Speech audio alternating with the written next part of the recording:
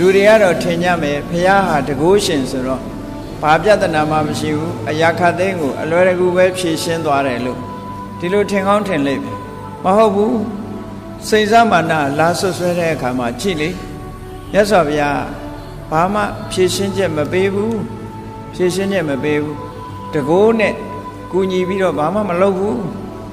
ဘာလုပ်လဲအေးဒီစကားဟုတ်တယ်မဟုတ်ဘူးဟာမင်းနဲ့ငါနဲ့နှစ်ယောက်တည်းပဲသိတယ်လို့ဒီတခွန်းပဲပြောလိုက်တယ်အဲ့ဒီတခွန်းပဲပြောတဲ့သူ့ဘာသူမြတ်စွာဘုရားကဒီလောက်လေးပဲပြောလိုက်တော့လည်းပဲသူ့ရဲ့မကောင်းမှုအကုသိုလ်လုပ်ရတဲ့အကြောင်းလို့ဘူးပေါ်သလိုကုံပေါ်ပြီးဒုက္ခရောက်သွားတာဟောအဲ့ဒါကြောင့်မလို့စိန်စမာနဝရဲ့မာနဝိကာရဲ့ဆွဆွဲမှုကိုမြတ်စွာဘုရားဟာအောင်မြင်လိုက်တယ်တွန်းလှန်ဖြည့်ရှင်းလိုက်နိုင်တယ်ဆိုတာဘာနဲ့တွန်းလှန်တာတော့လို့မေးရင်သီးခံခြင်းနဲ့တွန်းလှန်တာပဲနော်သီးခံတယ်မေတ္တာမပြတ်ဘူးမေတ္တာမပြတ်ဘူးမေတ္တာမပြတ်ရုံနဲ့မကဘူးတနာအောင်မယ်အော်ငါ့ကိုဆွဆွဲနေတာဒုက္ခရောက်ရှာတော့မယ်မြတ်စွာဘုရားကရုဏာတက်တယ်ဒုက္ခတွင်နဲ့ရှာတော့မယ်ပြောလို့လည်းရမယ်မဟုတ်ဘူးသူဟာနဲ့သူဒုက္ခရောက်တော့မှာပဲဆိုတာမြတ်စွာဘုရားကြိုပြီးတော့သိထားတယ်ကရုဏာတရားပဲပွားများပြီးတော့ဒီလိုတိတ်ဆိတ်ငြိမ်သက်စွာရင်ဆိုင်ခြင်းဖြင့်စိန်စမာနဝိကာရဲ့ဆွဆွဲမှုမြတ်စွာဘုရားအနိုင်ရလိုက်တယ်လို့ဒီလိုဆိုတာ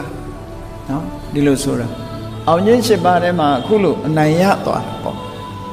ဒါဟာတာဝရိန္ဒနတ်ပြည်ကအစဉ်သက်တော်42နှစ်ပတ်ဝန်းကျင်မှာကြုံတွေ့ခဲ့ရတဲ့မြတ်စွာဘုရားရဲ့ဘဝအခက်ခဲတွေပဲပေါ့အေးဘုရားကိုတကုရှင်ကြီးလို့ထင်ပြီးတော့လူတွေက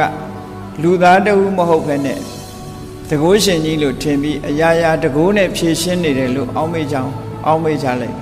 ဒီလိုမဟုတ်ဘူးလူသားဆိုတာလူတွေရဲ့သဘာဝအတိုင်းပဲအခက်ခဲတွေကြုံတာပဲလောကရန်တွေနဲ့ကြုံတာပဲကောင်းတဲ့လောကရန်နဲ့ကြုံတယ်မကောင်းတဲ့လောကရန်နဲ့ကြုံတယ်မြတ်စွာဘုရားရဲ့ဘဝကိုလေ့လာကြည့်မယ်ဆိုလို့ရှိရင်ဆွဆွဲမှုကြီးကနှစ်ကြိမ်ခံခဲ့ရတယ်အကြီးအကျယ်ဆွဆွဲမှုကြီးခံရဒီတစ်ဆက်တည်းမဟုတ်တော့မှပဲဟောဒီတာဝတိမြို့မှာပဲမြတ်စွာဘုရားနောက်တစ်ချိန်ဆွဆွဲမှုတစ်ခုကြုံရပြန်အဲ့ဒီဆွဆွဲမှုကတော့အလွန်ကိုကြီးမားတယ်အခုဟာတဲ့ပြင်းထန်တယ်လို့ဒီလိုပြောအောင်စိန်စမာနဝရဲ့ဆွဆွဲမှုကတော့ဒီပွင့်လင်းလွန်အားကြီးတော့သူ့ဘာသူပဲဒီသူ့စရိတ်နဲ့သူသွားတယ်နောက်တစ်ခါဆွဆွဲမှုကြတော့ဘာနဲ့ဆွဆွဲလာတာတော့လို့ဆိုအခုခေတ်နဲ့ပြောမယ်ဆိုလို့ရှိရင်မဒိမှုနဲ့လည်းဆွဆွဲတယ်လူသားမှုနဲ့လည်းဆွဆွဲတယ်နော်ဆွဆွဲမှုကြီးနှစ်ခုရိတ်လောက်တယ်ဆိုတာလည်းပြောခံရတယ်တတ်တယ်ဆိုတာလည်းပြောခံ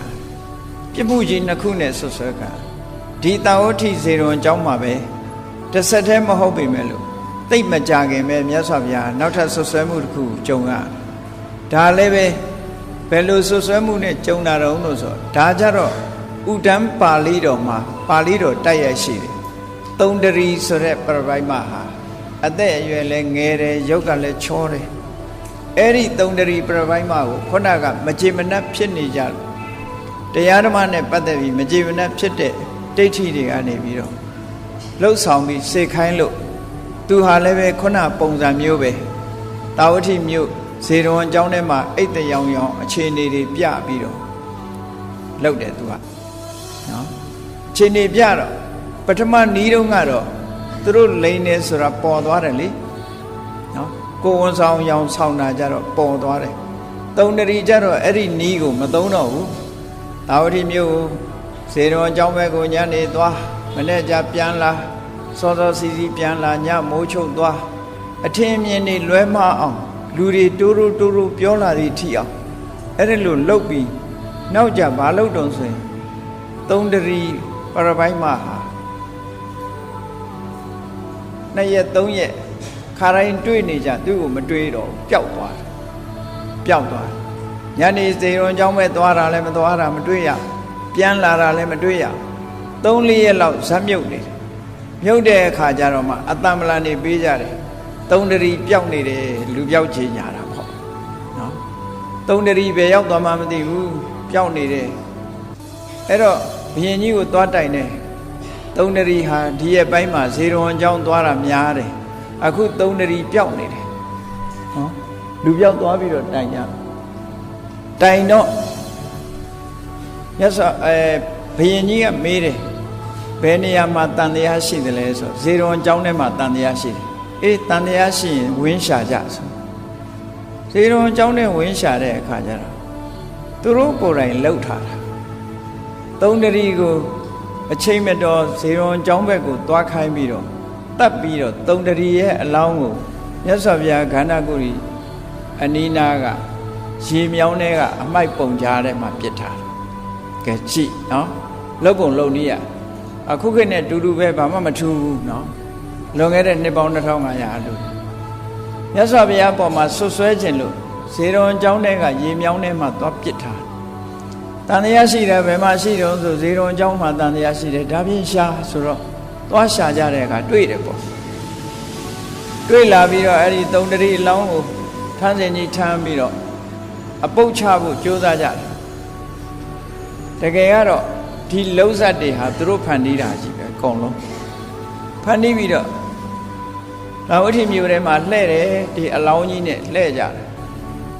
ဂေါရမဘုရားနဲ့ဂေါရမရဲ့တပည့်သားတွေရဲ့လောက်ရက်ကိုကြည့်ဟောဒီပရပိုက်မလေးကိုရိတ်လုတ်ပြီးတော့တပ်ပြစ်ကြတယ်ဒီထိအောင်ဆွဆွဲတာနော်သူတို့ဆွဆွဲတာ